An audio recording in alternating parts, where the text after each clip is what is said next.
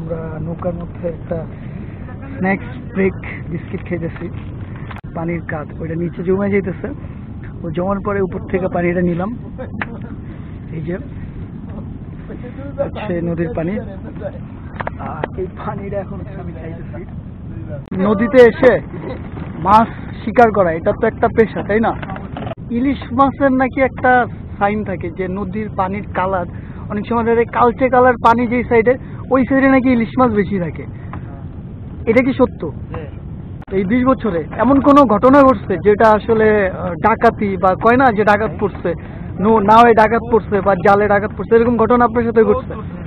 কিছু করার নেই, এগারো তো দেওয়ান স্যার, এরা এসে 10 জন, আমরা দিলাম 5 জন, তো এটা তো আমরা এগুলোকে পারবো না, অনেক দিন রয়ে যায়। আমি আটকে রাখতে যে 2 লাখ টাকা দাও, 4 লাখ টাকা দাও, কি 3 লাখ টাকা দিবা, তুমি মানুষ ছেড়ে দিবা। বাবা মাই কি ছেলে মারা দাও? না না, এটা কথা নাই। কোনো স্বামী কি যে আমার মানুষটার ক্ষতি হোক, এটা কেউ চায় না। এখন ওয়েদারটা চমৎকার, আমরা নৌকার মধ্যে একটা স্ন্যাক্স ব্রেক বিস্কিট খাইতেছি। এই এক্সপিরিয়েন্সটা বহুত আগে ছিল, মানে বহুত আগে থেকেই নিব ভাবতেছিলাম, কিন্তু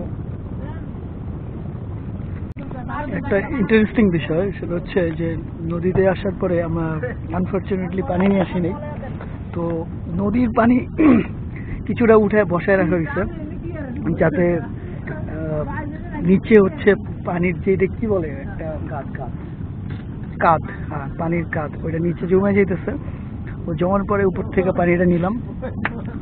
এই যে হচ্ছে নদীর পানি, আর এই পানিটা এখন আমি খাইতেছি। নদীর পানি রিভিউ দিতেছি, নদীর পানি আসলে খাইতে কেমন।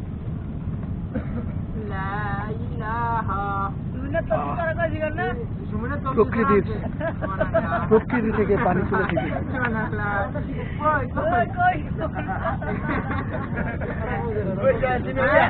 আলহামদুলিল্লাহ, এটা একটা বরকতময় পানি। এখন হাসান পানি নিতেছে, ওই যে হাসান পানি খেয়েছে।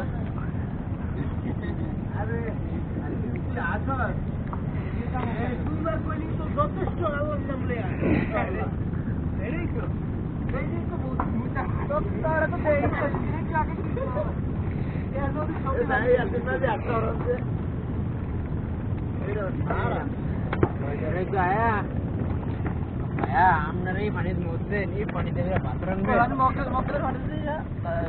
পানি দিয়ে এই ভাত আমরা খামো, তবে আমি খাম না। ওই যে যশোরে দেয় একজন আইছিল ওই নৌকায়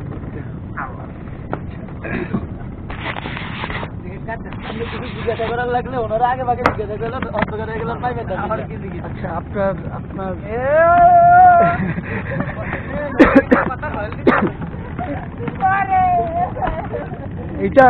এটা কি মানে এই যে আপনার নদীতে এসে মাছ শিকার করা এটা তো একটা পেশা, তাই না? তো এই পেশা আপনি কত বছর ধরে নিয়োজিত?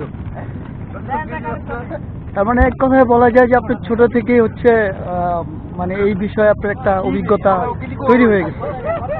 আপনি কি এই নদীতে আসার সময়, মানে নদীতে আসার কি কোনো মানে ইঙ্গিত আছে যে এই সময় গেলে ভালো মাছ বাজে? কিরকম ওইটা মানে? আচ্ছা, আমি রেডিওতে এই জোয়ারটা মানে কি, নদীর পানির জোয়ার ভাটার সাথে জোয়ার আসবে যখন, তখন হচ্ছে জোয়ারের সাথে হচ্ছে মাছ চাপে আর কি, ব্যাপারটা এরকম।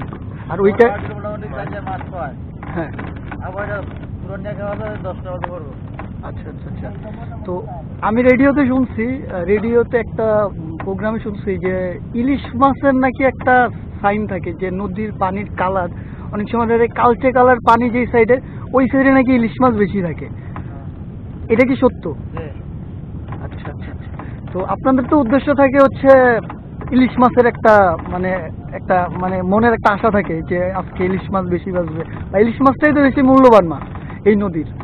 জালে ইলিশ মাছ যখন বেশি ধরা পড়ে তখন বেশি আপনাদের মন খুশি থাকে যে না সার্থক যে আজকে ইলিশ মাছ বেশি পাইছে, এরকম একটা ব্যাপার। আচ্ছা, আর আরেকটা ব্যাপার হচ্ছে যে এই নৌকায় আপনারা মানে আপনি বিশেষ করে এই 20 বছরে এমন কোনো ঘটনা ঘটছে যেটা আসলে ডাকাতি বা কয় না যে ডাকাত পড়ছে, নাওয়ে ডাকাত পড়ছে বা জালে ডাকাত পড়ছে, এরকম ঘটনা আপনার সাথে ঘটছে? একটু যদি মানে অল্প সংক্ষেপে যেমন মানে কাহিনীটা যদি একটু শেয়ার করে। কিরকম ছিল কাহিনীটা? নিয়েই গেছে জাল একবারে, মানে আপনারা দেয়া ছাড়া মানে কোনো উপায় ছিল না? অস্ত্র বলতে শুধু ছুরি, মানে দা ছুরি এগুলা, মানে এমনিতে মানে আর্মস টার্মস নিয়ে আসে নাকি?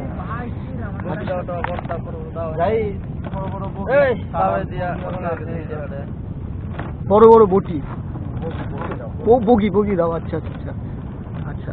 তো ওই ওই সময়টা আপনারা মানে এটাও তো মাথায় রাখতে হয় যে এই সময়ে মানে রিস্ক থাকে নাকি, যে মাঝরাত করার নেই, এগুলো তো দেওয়ান ছাড়া এরা এসে 10 জন, আমরা দিলাম 5 জন, তো এই এটা তো আমরা এগুলোকে পারবো না বলে সব নিয়ে গেছে, জাল টাল সব নিয়ে গেছে। নৌকাও কি নৌকা চায় না? নৌকা নেয় না, জাল নিয়ে নেয়। আর মাছ যা পাইবেন ওগুলোও নিয়ে নিব।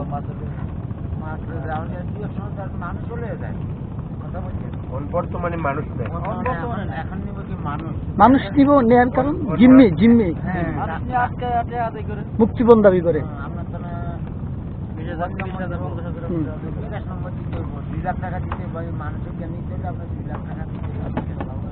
এরকম চাল কাটায়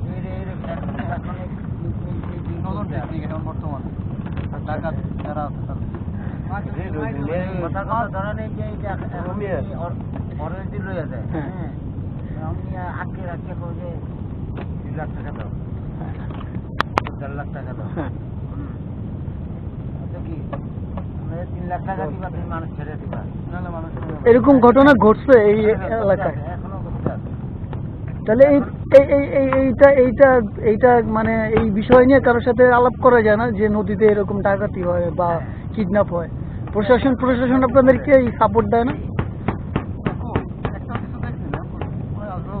যখন অভিযোগ হয় তখন ওদেরকে দেখা যায়। তাছাড়া প্রশাসন এমনিতে জেলে যারা আছে এদেরকে কোনো সাপোর্ট দেয় না?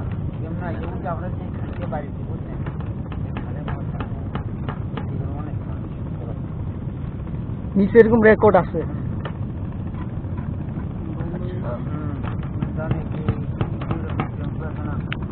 ছোট ছোট টেম্পু এগুলোতে করে হয়।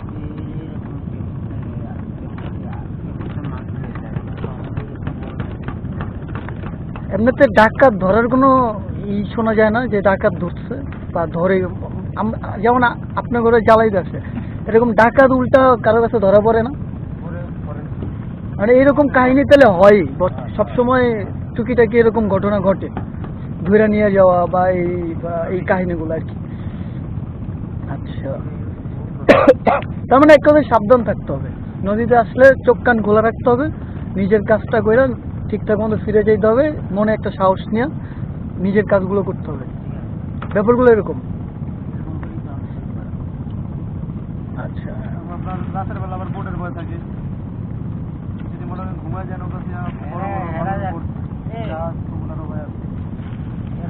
ওইটা কেমন ভয়? জাহাজ বড় বড় জাহাজের জাল ছিঁড়ে যাওয়ার ভয়, এরকম কিছু নেই?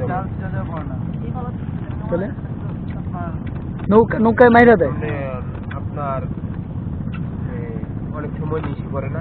হ্যাঁ হ্যাঁ, দেখা যায় না, তখন দেখা যায় ওগুলা ইচ্ছা নৌকায় লেগে যায়।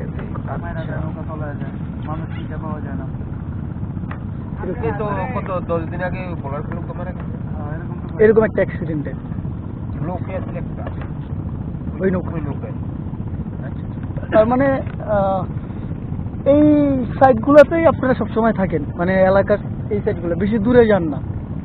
বেশি দূরে যান এক এক সময় ওই গেলে তো প্ল্যান করে যান যে আজকে আমরা দূরে যাবো 7 দিনের জন্য, তখন সব এরকম গেছেন আপনারা 7-8 দিন 10 দিন?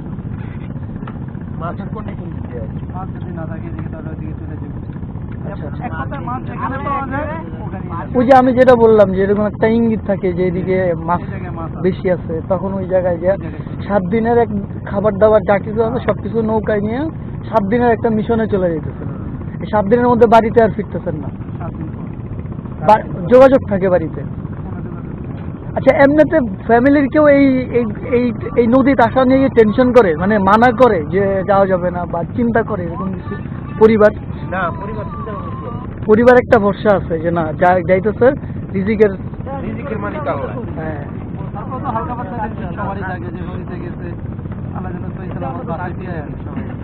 আমার তো ব্যাখ্যা করে কোনো বাবা মাই কি ছেলে মারা দাও? না না, এটা কখনোই চায় কোনো স্বামী কি চায় যে আমার মানুষটা নিজে মানুষটার ক্ষতি হোক, এটা কেউ চায় না। না, কিন্তু আমার স্বামী মারা যায় চায়। কিন্তু আপনি তো মনে করেন এই যে পরিবার ছেড়ে রেখে এসে এই যে নদীতে আসছেন, আপনার তো এই 7 দিনের জন্য গেছেন, 7 দিন তো আপনি তাদেরকে দেখতে পারতেছেন না, তাদের সঙ্গে কথা হইতেছে, হয়তো ফোনে কথা হইতেছে, ভালো মন্দ খোঁজ খবর নিতেছে একজন আরেকজন।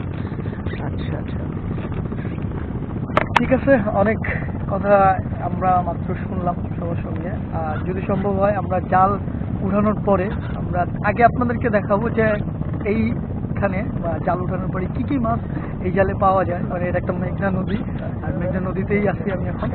কি কি মাছ পাওয়া যায় এটা দেখাবো। আর আমি আমার লাইফে কখনো জ্যান্ত ইলিশ মাছ দেখি নাই, ওটা আমি নিজে দেখবো, আপনাদেরকে দেখানোর চেষ্টা করব। আর ওই দেখানোর ফাঁকে ফাঁকে সবার সঙ্গে কথা বলার চেষ্টা করবো। দেখা হইতেছে আবার কিছু করবো।